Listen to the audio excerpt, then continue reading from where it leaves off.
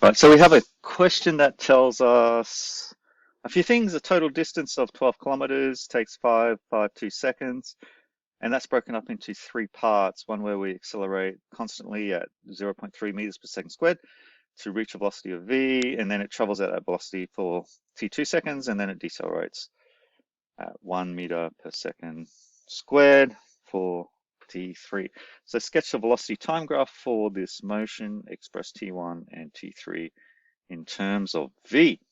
So velocity time, the key to remember for a velocity time graph is the gradient is the acceleration and the area under it is the distance or displacement.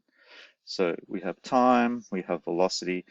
So the acceleration at initially is 0.3. So it doesn't really matter what gradient we make. We can just say that gradient is 0.3. Then it travels at v. So at this point, we're at v for the velocity for an unknown time, which is t2. Yeah, okay, so the time for the first part is t1, the time for the second part is t2, and then at t2, it decelerates at 1, and so the gradient here is -1 meters per second, and the time was t3 for that section. It took a total of 5.52 seconds, and the total area under that, what should we write here? This, you wouldn't put this on your graph, but just for clarity, the area is equal to, let's change the kilometers to meters, and we'll get 12,000 meters. There we go, we're done. So the other part of the first section, this is section 1, part 1, is T1 and T3 in terms of V. So for T1, we know the gradient is 0.3 and the change in y is v, velocity, change in x is t1, and so we just have 0.3 is equal to change in y over change in x. And so t1 is equal to v divided by 0.3. Similarly, for the second one, t3, we know the gradient is -1 and the change in y. You'd think it would be v, but it's actually -v because this time the change is going down. And so we would actually write -v over t3. Remember, if the gradient is negative, then the change in y is a negative amount. If the gradient is positive, the change in y is a positive amount. And v was positive there. Oh, so t3, we know what that equals now. And -v divided by -1 is just v. Well, that's handy. And that's part 1 done. For part 2, express the total distance traveled in terms of v and show something quadratic.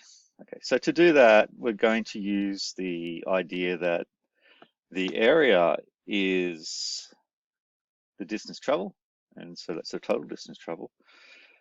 It is a trapezium, so for part 2, we just have to remember what's the area of a trapezium. The area is h on 2 a plus b. H is the distance between the parallel lines. A and b are the length of the parallel lines. So in this case, the distance between them is v. Of course, the parallel lines, I'll show you. The top line, which is here, and the bottom line of the trapezium, which is there. Okay, so back to the question. We have v on 2. The top line, we don't know what it is, but we do know it's t2.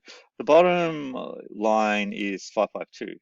Well, let's write that one first. 5.52. And then to find the top one, t2, we don't want to use t2, we just want to use v's. And quite handily, in the previous question, they told us that t1 and t3 are something. And we know that t2 is equal to 5.52 minus t1 plus t3. So we can write that in instead of t2. So we need a t2. So we're going to add 5.52 minus t1, which is v over 0.3. and we're also going to subtract. You could put in brackets minus this plus the other one, or you can just say let's subtract T1 and then subtract T3, and T3 was just V. And of course, this is the area, which is the distance, and the distance we know is 12,000 meters. Okay, so there's our equation. All we have to do is make it look like what they asked us to make it look like. And so that's the next step. Let's get rid of the divide by 2. We'll multiply both sides by 2 and we'll get 2, 4, 1, 2, 3 zeros is equal to V. Let's add some of these together. 552 plus 552 is 1104. And we want to get rid of that divide by 0.3. I'm just going to write it this time. To do that, we will multiply every term by 0.3. Let's do it. So 24,000 times 0.3 is 7,200. Let's put the V in as we multiply by 0.3. So 0.3 of 1104 is going to be 331.2 V.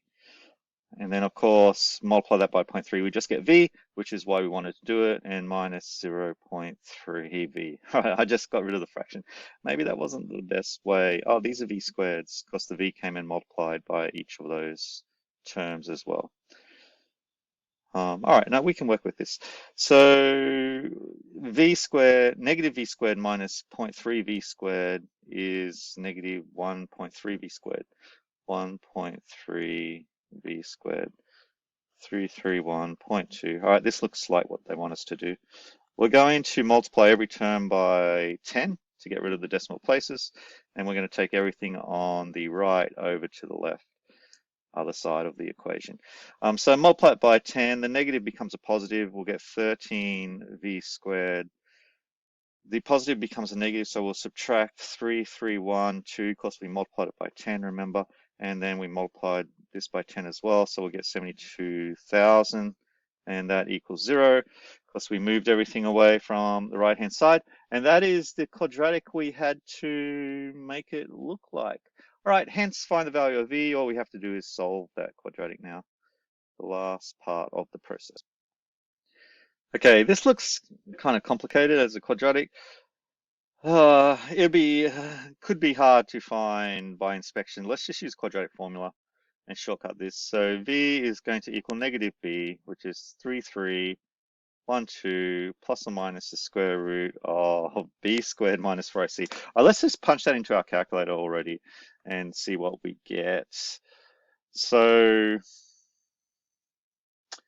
3312 squared minus 4 times 13 times 72000.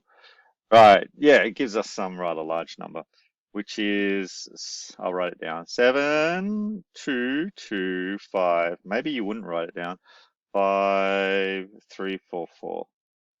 Right, divided by 2a. A is 13, so we're going to divide by 26. And wow, we're great.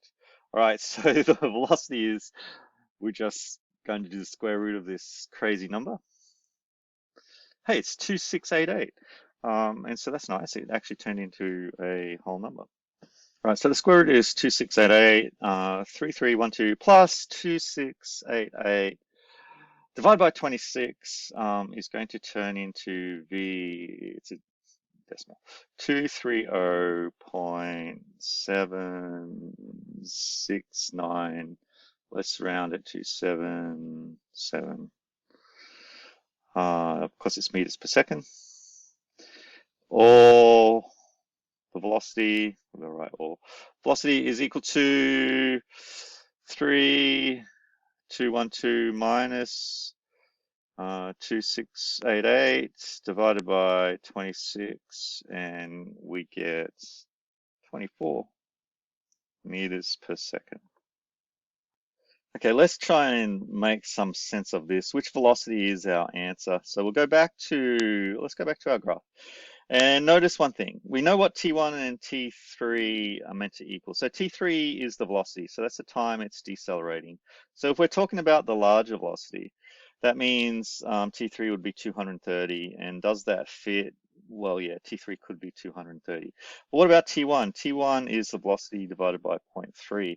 So what if we take, let's just take 230 and divide it by 0.3, we get 766. And so it's like 766, but it only traveled for 552 seconds. And so it's like, it doesn't work. So we're going to reject the 230 and we're going to say our answer is 24. So let's go answer.